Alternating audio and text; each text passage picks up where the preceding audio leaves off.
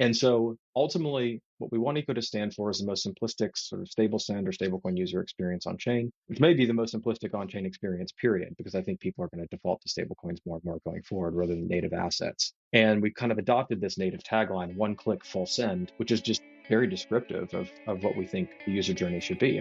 None of the information in this podcast constitutes investment advice or an offer, recommendation, or solicitation by WAGMI Ventures or any of its affiliates to buy or sell any securities. Hey everyone, Bega here with WAGMI Ventures podcast. We're delving deeper into crypto's number one use case today, stablecoin payments. To help us unpack this space, we have on today's episodes Ryne Saxe, CEO and co-founder of ECO, a blockchain company building software that maximizes money's value, providing a digital currency. More about the syndicate behind the platform. Thanks for joining us, and let's jump right into the conversation with Ryne. Hey dude, what's up? Thanks for being on the show. Hey, Benga. Glad to be here. Super glad to be here. Been looking forward to it for weeks. Now we can get it scheduled. Thanks. I'm glad we finally got it done. I'm going to jump right in here and just talk about you and your background. You're quite the polymath. Physicist, turned coder, turned lawyer, turned founder. It's an incredible journey. Tell us more about it. Yeah, I tell people pretty often when they ask about how I first stumbled into crypto, this is the first thing I ever found that was sort of like the confluence or the overlap between a bunch of disparate interests from before.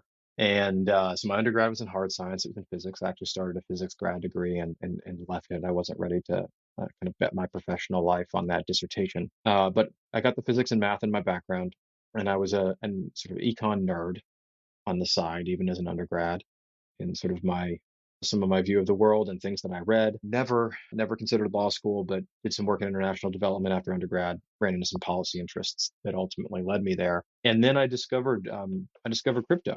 And I had legal interests and economic interests and a little bit of code in my background and a lot of math in my background. And, it's like this is the first intellectual space I've ever found that combines all that. And so it gave me something to really nerd out on in the earlier days. And what I've ultimately discovered is most people I look up to in crypto are more polymath than I seem to be on paper. And that's one reason why it's such an interesting space.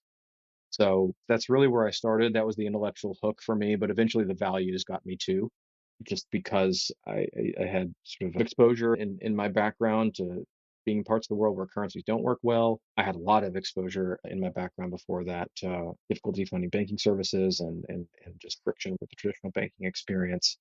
And it just seems so obvious that money is a technology and money evolves over time. And this is the next evolutionary step for money. And it can be so much better. And so it was the intellectual hook that got me in the first place. But what ultimately got me building and committed to the space was, I think, the ethos of it. And that's been my reason for being ever since. Yeah, that's awesome.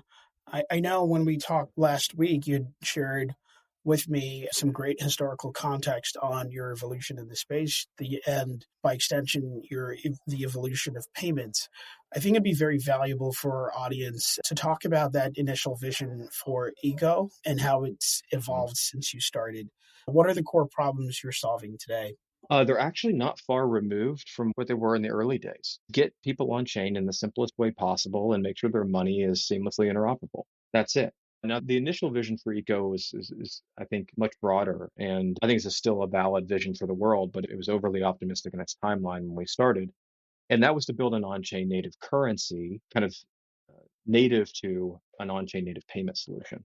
And we weren't alone in that. Was a little bit of a meta when we first started. I'm talking circa 2016, 17, 18 crypto scene. A lot of it centered in San Francisco at the time, but certainly not all of it.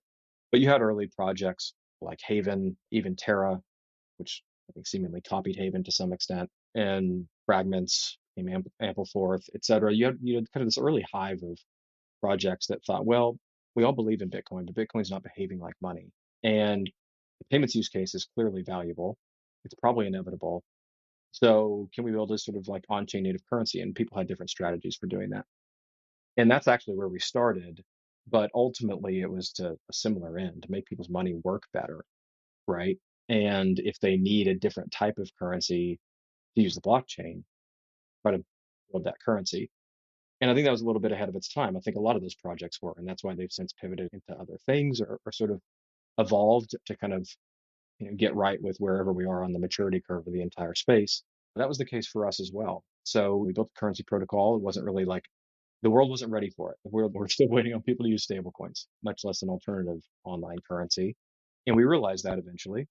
And so we just started, we kind of like mission's essentially the same, but we started building products for stablecoins, try to get stablecoins in people's pockets and expose them with a user experience that makes money movement feel better and feel more seamless. And we've come at that from a couple angles as well, but that's been sort of the connecting strain for the last 3 or 4 years of Eco's existence. And we've operated at the app layer and at the infra layer both. And I think that both those experiences and kind of our iteration through it really deeply informs what we do today and how we build our technology, how we build infra for stablecoins, and ultimately the way we think about the user experience that needs to sit on top of it, maybe our edge.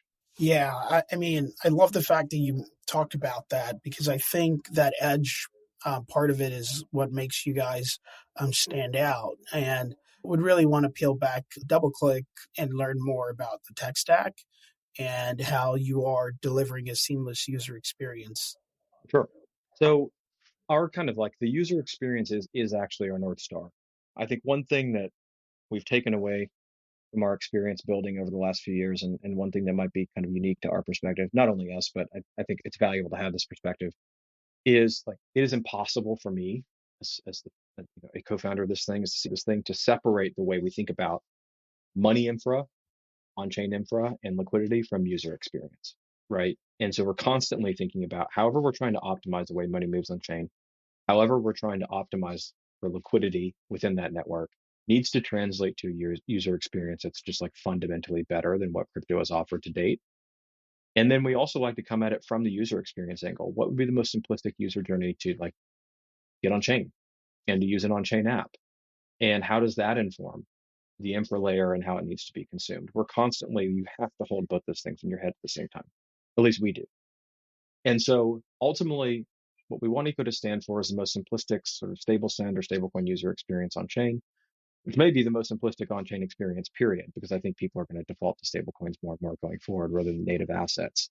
And we've kind of adopted this native tagline, one click full send, which is just very descriptive of what we think the user journey should be. If I'm a new user going forward, and I think this is possible within the next 6 to 12 months, some people might want to hold crypto, quote unquote. They might want Bitcoin, they might want Ethereum. They can get those in the TradFi markets now too.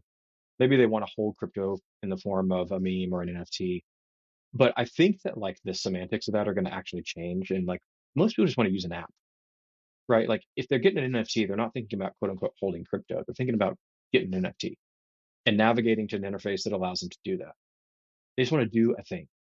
And so the user experience we think about, and I'll get to your tech stack question, I just think it needs to be derived from this, is if I'm a new user, I need to be able to get on chain by creating a key pair that's effectively like a background wallet, but it's more like an SSO account.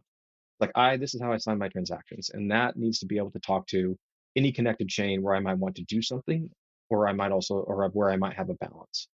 And the user experience ultimately needs to be sort of an aggregate balance. I have, say, $100 of spending power. It doesn't really matter where it is. The logic of aggregating it, orchestrating it, settling it, sending it to do whatever it needs to do all happens on the back end.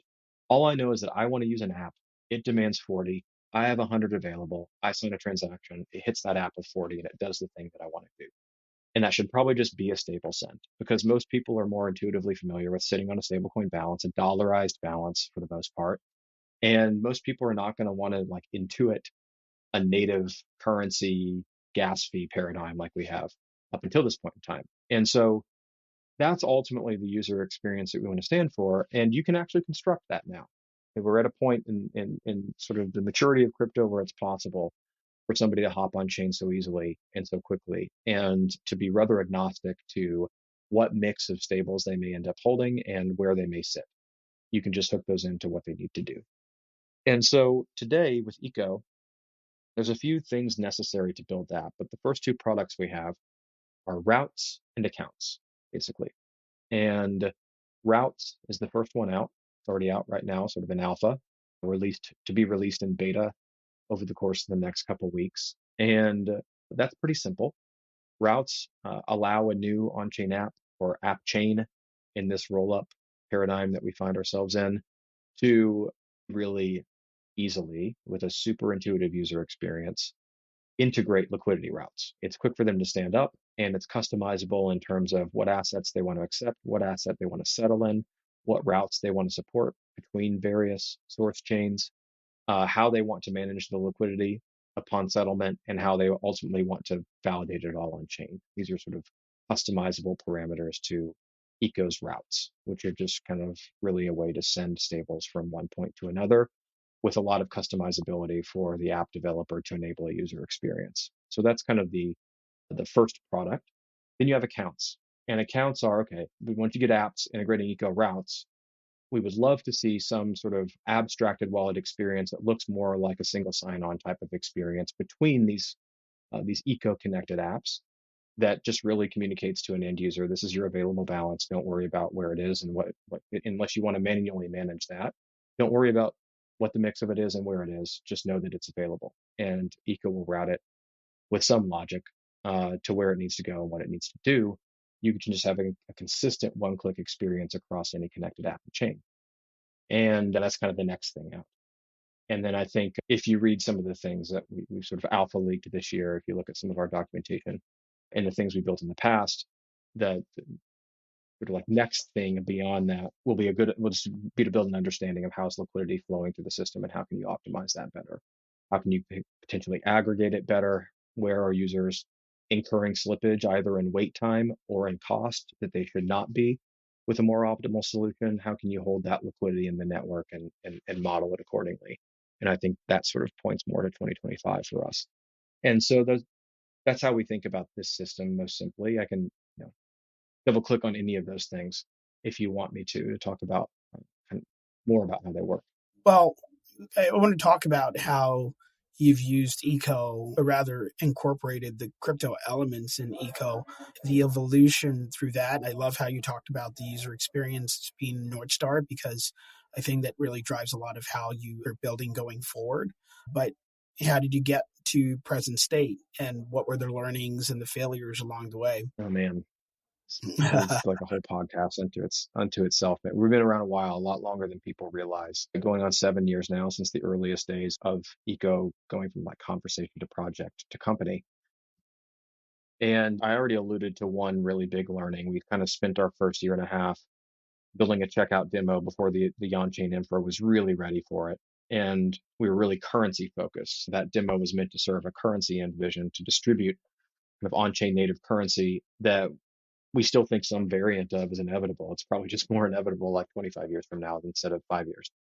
And so we just learned that we were working on that too soon. That was a common experience. I think there was this a lot of optimism in 2017, 2018 about what you could immediately build on Ethereum, and maybe Ethereum wasn't quite ready for it, or maybe our like notion of go to market certainly wasn't like well enough formed at the time.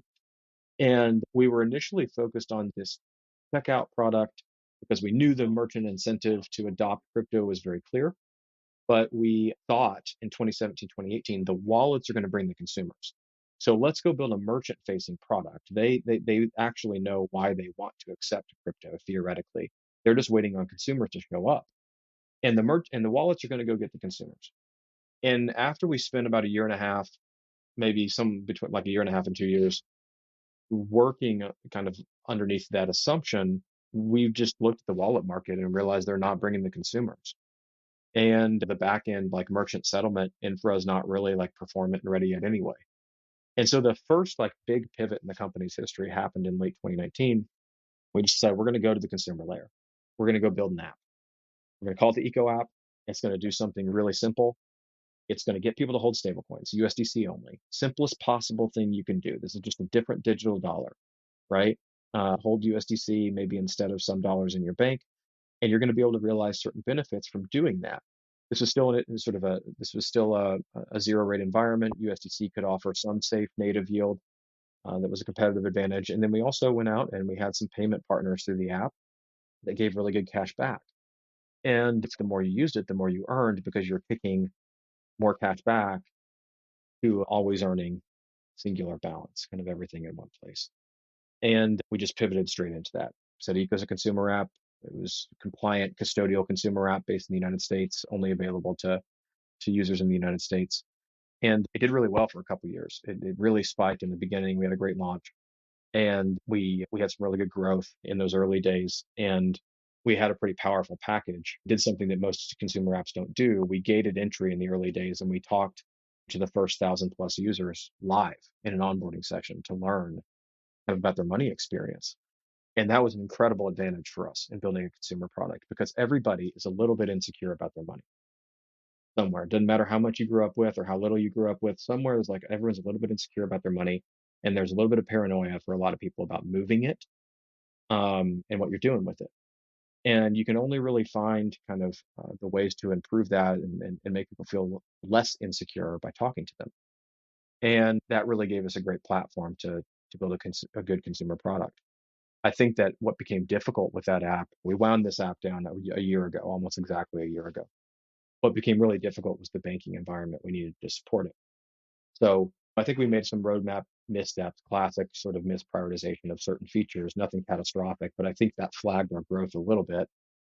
And then we basically lost control of our product roadmap just in an effort to keep the product online with shifting banking requirements that I think a lot of people are aware of in the US over the last year with respect to banks serving crypto. After we went through so many months of that, the writing was kind of on the wall. That was going to be an indefinite period of struggle and an expensive one. And so we wound that product down and went back on chain. And that has defined our 2024. What was interesting is we did have a kind of escape hatch in the roadmap. We had built stablecoin routing infra for the app, and we never got to merge it into the app because the app's roadmap didn't get there. But we knew, like, we knew what it was good at. We knew there was some secret sauce in it. And so we kind of built this hackathon project. We called it Beam. We've since renamed it to Bend. You can go hit bend.eco and generate a wallet instantly and play around with it now just to test that infrastructure. And we released it into the crypto's Twitter sphere and it spiked. I think something like I don't remember the exact numbers. I think something like 50 to 70,000 people generated a wallet just in the first week or so. And so, okay, we thought there's a there. We're not trying to go back to the consumer app game, but the user experience that we've just made possible is one that other projects are going to want. And if it becomes more standardized among them, then it's going to be way easier for someone to use crypto, especially stablecoins. And so we took that infrastructure that we kind of designed for the app and we started to generalize it and say, well, this is going to be the new eco network. This is going to be sort of the protocol technology. And that's what we've been building all year. And the market is really starting to pull more out of us there. It feels like the first time in a while where we're building right in the sweet spot. What we have is market timed well. And so that's what we've been following kind of all the way down. There's, I think, a lot of learned wisdom, certainly a lot of scar tissue, as you can probably perceive between the lines there, but there's just so much learned wisdom and having been trying to build this thing back in 2017 and 18 and wrestling with the tool chain and the inefficiencies of everything at the time, and then going to the app layer, understanding the kind of the consumer expectations there and trying to deliver on them, and now merging those learnings into an on-chain experience that we think can stand for a fundamentally better end user experience as well. And those are some of the learnings along the way. It's been a highly iterative, somewhat meandering journey with some spikes along the way that really informed us and pointed us in the right direction. And I think we're really lucky and sort of just as convicted as ever to kind of still be here in this new phase with the opportunity we have in front of us. Wow, it is really amazing how much you've already done in this space, and clearly you guys have been very early visionaries into this space. I think about a lot of Sometimes to our detriment, maybe, but yes, thank you. yeah, and kind of seeing what you're doing today in a world where stablecoins has become crypto's number one use case is pretty powerful. Hey everybody, quick thing here. We're excited to announce WAGMI Advisory, your home for all things fundraising, hiring, and partnerships. This is all about supercharging your project with the WAGMI network, consisting of over 20,000 executives, investors, and builders in crypto, all ready to come alongside your project to help it succeed. Get in touch at team@wagmiventures.io to learn more and figure out if WAGMI Advisory is the right fit for your project. Let's get back to the show. What trends do you see in digital finance do you find most promising, and how are you positioning Echo to capitalize on these trends? I mean, there's a few. I think institutional sort of issuance of stablecoins, just adopting them simply as better payment tech, even if it's just purely back end wholesale payment tech, that's inevitable at this point in time. Like it's happening. And that's, I think, maybe the best signal we've ever had about the inevitability of crypto as a technology somewhere in the money movement stack. I mean, I believed that for a decade now. I know plenty of people who have believed it at least that long, especially if you understand how payments and banking transfers work before. But we have that validation now. I think that Stripe's acquisition of Bridge recently is really a harbinger. That merchant adoption is coming quickly as well. Um, there's a really interesting kind of thing in that acquisition as a signal. I'll say like in up until this point in time, I've often heard people talk about like merchant adoption or adoption of crypto sort of everyday means of payment as like a chicken and egg problem. And I can say with a lot of confidence, it's actually not, or it hasn't been. The use case for merchants are clear. If you give them an easy way to integrate the acceptance of crypto in the management of their balance, they understand the use case, cut out processing fees, diminish chargeback risk. Now they can have native yield on that asset and it settles into their account more quickly. You're giving them a lot of margin back. So there hasn't been, I think a lot of merchants have understood that for many years. It's just been a new payment integration for a lot of merchants. It's painful and it's risky. So for the ones that really move the needle, the name brands of the world, they're just waiting for a million consumers to show up with the stuff in their pocket, wanting to pay with it, and then they'll move. So it has not at all been a chicken and egg problem for the last decade. It's been a problem of getting the money in people's pockets in the first place.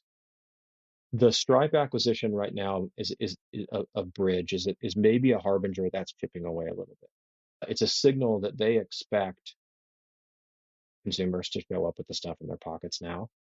And it's a signal that it's going to be very easy for a merchant to ultimately decide to accept crypto within their existing payment stack as just another option. Stripe will do orchestration of crypto payments alongside credit card payments.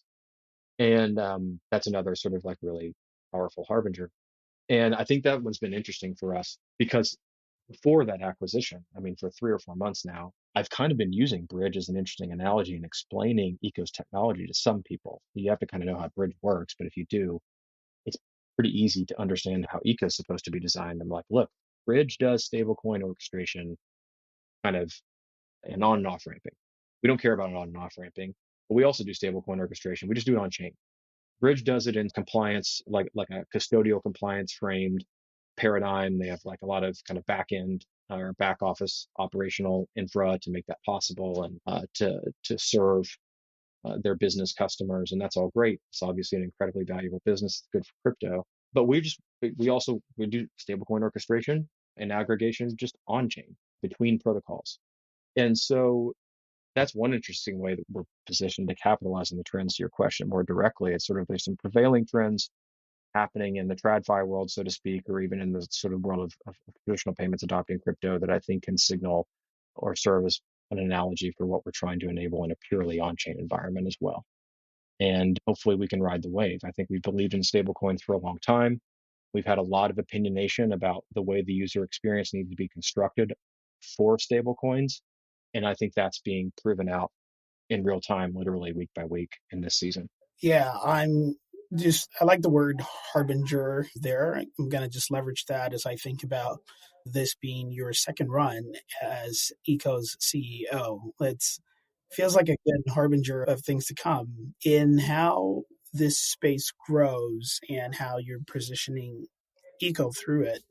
What major challenges are you seeing wearing the CEO hat again, like, and how are you navigating them? Well, I navigate them better than I did the first time around. I think you just learn a lot. And like as we've been through these like very different seasons, we've got a very unique history in the sense that there was a season in which I wasn't the best CEO for Eco and my co-founder Andy was, and there was a different season where we changed the roadmap and the reverse became true again, and pretty remarkable we've been able to hand that off twice. There's two things that come to mind in terms of, besides the general challenges of just building a company, which is hard. I think one thing that's challenging is just it is just there's I don't know how to put this in an insightful way.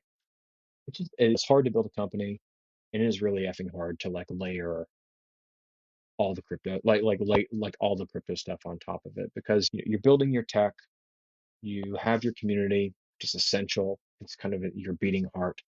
The token world is really just business model innovation, and that's like evolving all the time in real time, right? I think we look back on a lot of the things that were attempted with token distribution, et cetera, over the last several years, and And it was probably necessary experimentation, but probably a lot of it was like just obviously not the best way to do it.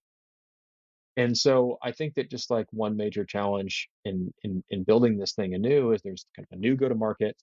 It is a new protocol again since we went back on chain, and you have to bridge your kind of oldest believers into that new paradigm while also attracting new adopters. And so you got to just build product that works. That's table stakes. You got to distribute it well. That's table stakes, right? There's nothing different about crypto in that. There are just these coordination layers on top that you also have to cultivate. And I think that it becomes maybe a little bit more multivariate in that. And so that's number one. And then number two is like, it's a really interesting time in crypto. I've told a lot of people lately that it's the best time I've ever seen to build in crypto. There's a bunch of infra available. We've been waiting on for a long time. Like a lot of really hard problems have been solved that we waited on for years. Like in 2018, where we thought we'd have them in 2 years, and they took like 5 or 6. But they're here, and but it's led to like this. It, it is like the healthiest noisy period I've ever seen in crypto, where it's like there's tons of noise, but it's not like froth and vaporware. It's like legit infra, but people are building it faster than ever. And to peer through that and try to like distill it into the relevant trends for like what is co-opetition, pure cooperation, or newfound like pure play competition is actually pretty difficult to navigate right now. There's a lot of legitimacy. There's a lot of things you can try to hitch your wagon to. A lot of people you might want to build with, and may ultimately end up competing with in various ways as you both figure out your respective roadmaps. But we're still in like a period where the experimentation is necessary. So you kind of do it together. And that all has just been, I think, pretty difficult to keep up with, but also fun, and also a signal that like crypto is here to stay. Those are the two things I'd probably call out. Yeah, I like the way you describe healthy noise because there is a lot of folks building now and it's not as it's still pervasive, but it's not as vaporware as it was a few years back. And you've been through all the cycles, so you've kind of seen everything, soup to nuts. And in how you take eco through this noise and some of the positives that you're seeing here, like what is the trajectory going forward? Like what are the next big milestones? What does your roadmap envision to complete? Where do you see eco like 5 to 10 years from now? We want eco to define kind of the most simplistic on-chain user experience and to basically be the most interoperable stablecoin liquidity network available to the on-chain user. That's what we want to do. Within that liquidity network, I want capital competition, ensuring that users are always getting the best possible terms for their transaction. That's something that we really believe in. We think that you need to enable on-chain capital provision to compete with crowd liquidity on-chain and to ensure that end users are always getting sort of lowest possible transaction costs or the best possible yield under sitting balance in sort of a fundamentally borderless way, right? Pure play on-chain. That's what I want Eco to stand for. One click full send tagline is the clearest kind of like distillation of the user experience that we want to enable. And I want sort of that user experience to be synonymous with Eco, to be synonymous with crypto in 5 years or less. I think it's possible to accomplish it, yeah, in less. We have two milestones upcoming. They're pretty simply stated. One is a beta release over the course of the next month. I talked about routes earlier and kind of the earliest architecture, how we phase the functionality of that sort of like in-game network into the market. And so that's a big one. And we feel really good about that, by the way. We felt like we knew we had the tech and the value prop for the last couple of months, and we were in the desert for a little while on like, how do you offer it to the market, right? Like the product is not necessarily the route. That's like the product to a crypto pilled person, but the product to a developer is the interface for integrating it. So how do you package it up and how do you offer it? And it took us a little bit while, even though we had the underlying tech to figure that out. Now we've received a ton of validation in how we should design that over the last 3 or 4 weeks. So we're full steam ahead on that beta release, and we feel great about it. And then ultimately, there's the mainnet launch of this network beyond routes, there's accounts, and there's ultimately the kind of the liquidity aggregation play that I alluded to earlier, just to leak a little alpha in terms of the in-game design. And that tracks toward, I think, late Q1, early Q2 next year. And so we have a huge launch season ahead. Eco is fundamentally new from this point forward. and we have to shepherd some of our earliest supporters and most vocal backers into this new paradigm, and they're in for it as well. And so it's launch season all over again, and we're really looking forward to it. So it's like a great time for us to be talking right now because I think the next 6 months are pretty seminal to make Eco what it needs to be. Yeah, I have no doubt that you will actually get there. Curious still, competitive landscape, really hot right now. A lot of folks trying to building. You alluded to the Stripe bridge, the acquisition there. There's some of these issuers that have been around for a while. I know you're pretty close to the folks and the founders and leadership team at M0. How does that all come together when you think about driving eco through this competitive landscape? I don't know. I don't know, to be honest with you. I just know that we have good tech, and I know that we have an edge on user experience, and I hope that we can leverage that to have an edge on distribution. And so that's what I do know, and that's what we need to not be shy about. I think it's a little bit greenfield. We're not the only people trying to build a good chain abstracted user experience. We're going about it in our own way. We want to brand it in a particular way. And so I don't feel if we position ourselves and counter position ourselves the right way, it actually doesn't feel too crowded. And then it's just a question of like, who do you decide to work together with for mutual benefit? Our routes, some of your listeners, this may mean something too. Our routes use like an intent transaction paradigm. There are many of those in the Ethereum space, at least. And we're offering our solution up as an open source solution. If there are others that are more performant along particular routes, we will integrate with them. So that's kind of like a co-opetition dynamic that I think is pretty healthy right now. You referred to M0. We go back with M0 a ways. One member of my exec team goes back with a member of their exec team, probably 8, 9 years now, maybe 7 or 8. I go back with Luca, maybe 3 years. They're a stablecoin issuance platform looking for further distribution. Maybe our routes can provide it. Maybe we can add liquidity to the M0 network and get it accepted among more app chains. There's just like it's really fun right now. There are a lot of people to build with. We're discovering that a lot of people specifically want to build with us. They like how we're thinking about our role in the ecosystem. And I think you just got to kind of iterate your way through it. The most important thing you can do is ship, right? So we got to ship this beta because you get so much validation from potential customers, partners, market observers once you do. That's where our focus needs to be. And then the dust will settle in terms of how we think about the sequencing or the prioritization of the people we work with.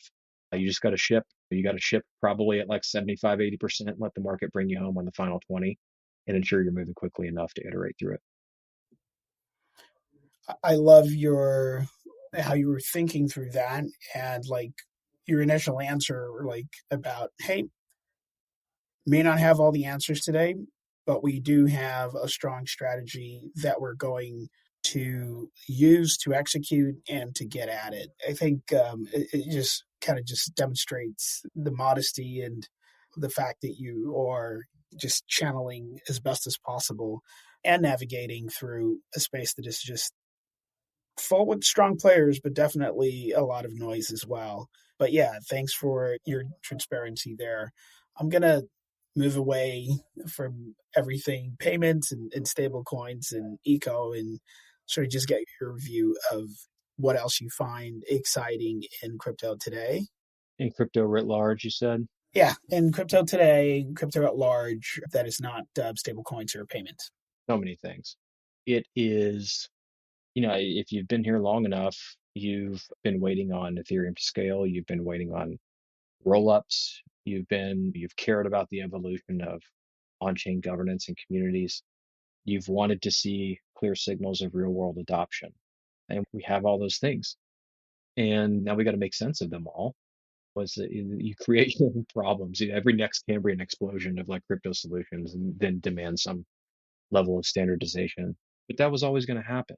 And I think what I'm so excited about in crypto is just the readiness of it. I know that Eco and other good teams can build a user experience that a new person can come in and seamlessly understand next year. I know that can happen, and it will. And then if you have that, we are primed for what I've for many years referred to as our missing Netscape moment, right? Like that's what crypto is kind of like missing. If you're old enough, I am barely, but I am. You'll remember your first use of the internet. Maybe you opened a gateway box, right? You set up a computer and you logged in. And you'll remember Netscape and you'll remember AOL.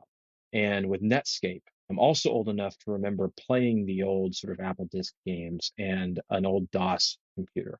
But then you open Netscape, and I have a user interface for the internet, this nebulous concept called the internet, where I can go find information anywhere with the click of a mouse. And then email came, and that was a superpower. That was an effing superpower that just like fundamentally changed people's expectations for how they communicate. And crypto hasn't had that moment yet. The technology is inevitable. Every bit as inevitable as the internet was in 1993. But we're just on the cusp of, I think, having a surprise in the next couple of years. Some app's going to come along or some use case is going to come along and show the average person that this is a fundamentally new thing and they can do a fundamentally new thing. And I feel that's as close as ever because of all of the technical problem solved and the infra available to us now that just wasn't a few years back. And I'm just really excited to see it and be able to tell that story in hindsight. Maybe we'll even be close enough to it by some combination of skill and luck to make it possible. And that's something I really refer to. It's kind of an irony with crypto. It's like, like it's a little bit harder in some ways to like think about like what is crypto like how do you package it to offer like a fundamentally new thing, as new as and novel as email felt. It was just money movement in the background. And for some people in the world that already works well enough, or it's already abstracted enough that they don't have to care about the ways it doesn't work. For other people in the world, clearly it doesn't work nearly as well, and it's kind of more in their face day to day. It's going to be interesting to me to see like what is the superpower that translates to at an app layer that is every bit as powerful as the distribution of email by AOL in 1997, or even the distribution of ChatGPT in the last couple of years by OpenAI. What's going to surprise us? And I'm here for it. I think that we're on the cusp of that, and then there's looking back for crypto and blockchain as a technology. That's what excites me. Wonderfully said. Thank you so much, Ryne. It's been a pleasure and a lot of learning from you, especially just walking us through the evolution from a Web 2 world to sort of like a Web 3 and where things are today. This has been really educational and a good way to sort of just encapsulate everything that we're seeing today and how we got here. So thank you very much for your insights and for sharing your journey through building eco. Amazing. Yeah, for sure. Been looking forward to this conversation for a few weeks. I really appreciate you having me on. Awesome. We'll be sure to have you back as you guys move forward, just so we can all learn and, of course, be able to engage where it makes sense with your project going forward. Love it. I'm here for it. Awesome. Have a good one, man. All right. You as well. Talk soon, I hope. Hey, everybody. Thanks for listening. If you enjoyed the episode, go ahead and give us a good 5-star rating and subscribe wherever you're getting your podcasts so you can get all the latest conversations from the most interesting founders, builders, and investors from across the world. Thanks so much and have a good one.